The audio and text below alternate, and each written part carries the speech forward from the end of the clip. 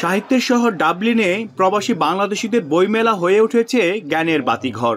আয়ারল্যান্ডের বিভিন্ন কাউন্টি থেকে ছুটে আসা বইপ্রেমীদের মাঝে তাই উৎসবের আমেজ। ডাবলিন সিটি ইউনিভার্সিটিতে অনুষ্ঠিত বইমেলায় 15টি স্টলে ছিল গল্পের বই, উপন্যাস, কবিতা, ইতিহাস, বিজ্ঞান এবং শিশুতোষ বইয়ের বিশেষ প্রদর্শনী।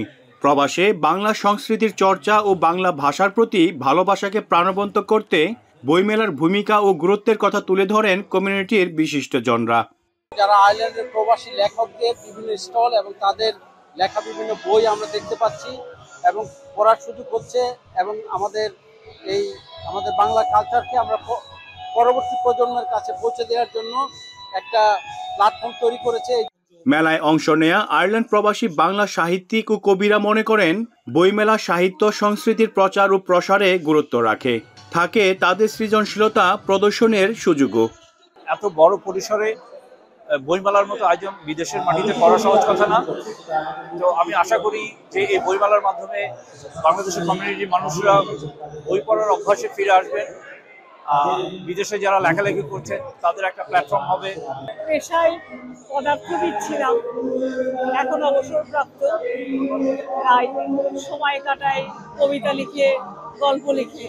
বইমেলার মতো আয়োজন প্রবাসে বাংলা ভাষা ও সাহিত্যকে জীবন্ত রাখছে বলে মনে করছেন প্রবাসীরা।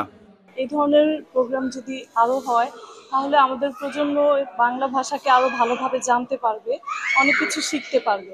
আমাদের আগামী প্রজন্ম বাংলাদেশের সংস্কৃতি, বাংলাদেশের কৃষ্টি সম্পর্কে জ্ঞান অর্জন করবে। বইমেলা বাংলা সাহিত্য চর্চার জন্য খুব ভালো একটা সুযোগ। আমরা প্রবাসী থেকে এরকম একটা আয়োজনে পেয়ে আমরা অনেক খুশি। আগামীতে আরো বড় পরিসরে এই বইমেলা আয়োজনের পরিকল্পনা রয়েছে জানান আয়োজকরা। এখানকার আয়ারল্যান্ডের প্রকাশক সাহিত্যিকরা এখানে এসেছেন। আগামী দিনে আমরা আরো এই বইমেলাকে অনেক বড় পরিসরে উপস্থাপন করি। আজকে ডাবলিনে আমাদের যে মেলা, সেটা নিউ ইয়র্কের যে বইমেলা তার মধ্যে আমরা 4 বছর ধরে করছি। আগামীতে আরো বড় পরিসরে হবে। আয়ারল্যান্ডে বাঙালি কালচার ছড়িয়ে দেওয়ার আমরা চেষ্টা করছি এবং আমাদের নতুন প্রজন্মকে যাতে আরো বাংলা কালচার সাথে পরিচিত করা যায় সেটা আমাদের চেষ্টার মধ্যে থাকছে। খাবার ও পোশাকের স্টলগুলোতে ছিল উপচে পড়া ভিড়। বইমেলার পাশাপাশি কবিতা আবৃত্তি, গান পরিবেশনে ফুটে ওঠে বাংলার শেকড়ের শিল্প। ডাবলিনের এই বইমেলা হয়ে উঠেছে সাহিত্য, সংস্কৃতি এবং জ্ঞানের মেলবন্ধন। আয়োজকরা প্রত্যাশা করেন আগামীতে এই বইমেলা হবে আরো বড় পরিসরে। স্থানীয় বাংলাদেশিরা জানিয়েছে এই বইমেলার মাধ্যমে কমিউনিটি হয়েছে আরো সমৃদ্ধ। মনিরুজ্জামান মনির, এখন আয়ারল্যান্ড।